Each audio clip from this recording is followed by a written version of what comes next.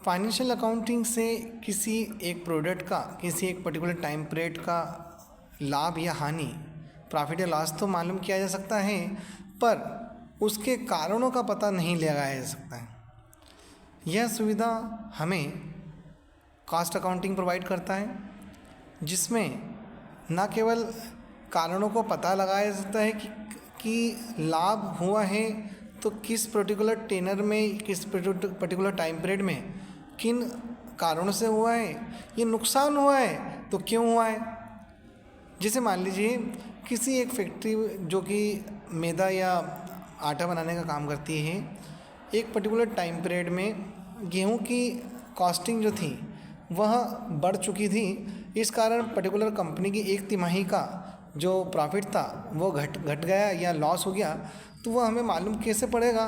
कि जब हम क्या बनाएंगे, कॉस्ट अकाउंटिंग जब हम करेंगे उस पर्टिकुलर प्रोडक्ट की पूरी शुरू से लेकर आखिर तक हम पूरी अकाउंटिंग करेंगे कि प्रोडक्ट आया कितने में था, माल आया कितने में था, उसमें लेबर कितनी लगी थी, और जो हमारी जो कॉस्टिंग थी, जो क्रय लागत जो थी वह किस संदर्भ में, किस समय हमारी ज़्यादा रही। तो हमें मालूम पड़ पाएगा कि नुकसान जो हुआ या फ़ायदा जो हुआ वो तो अपनी जगह हुआ ही हुआ, पर हम उसका एनालिसिस कैसे कर सकते हैं, उसका विश्लेषण कैसे कर सकते हैं, और साथ ही उस विश्लेषण को पता करने के बाद में उस पर नियंत्रण कैसे कर सकते हैं ताकि जो नुकसान इस बार हुआ है वह आगे ना हो।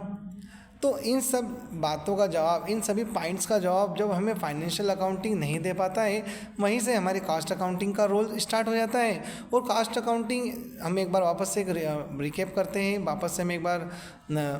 समझ लेते हैं कि क्या क्या पॉइंट हो जाते हैं कि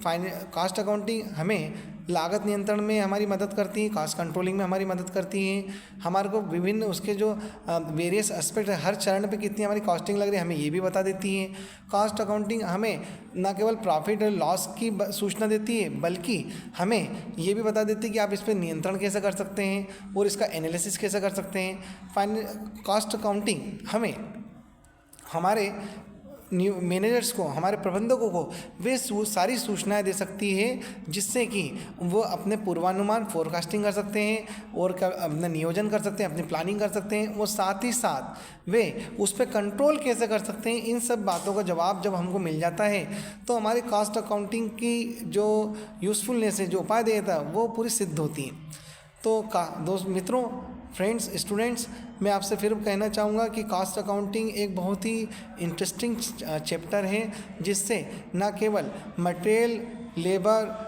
डायरेक्ट एक्सपेंसेस, इनडायरेक्ट एक्सपेंसेस और उसमें से भी वेरिएबल, फिक्स कितने हैं, इनको आपको न केवल समझना चाहिए क्योंकि इसकी नीड आपको, जैसे आप किसी भी मैन्युफैक्चरिंग यूनिट्स में आप जाते हैं तो हमें इसकी बहुत ही महती आवश्यकता होती है, वो जिस पे हम अपना विशिष्टता लाकर न केवल उस विषय के विद्वान बन सकते हैं, बल्कि अपना एक किसी इंटरप्राइजेस में, किसी संस्थान में अपना एक महत्वपूर्ण रोल भी पे कर सकते हैं। चलिए, धन्यवाद, मिलते हैं नेक्स्ट वीडियो में। Thank you. Says Anandam.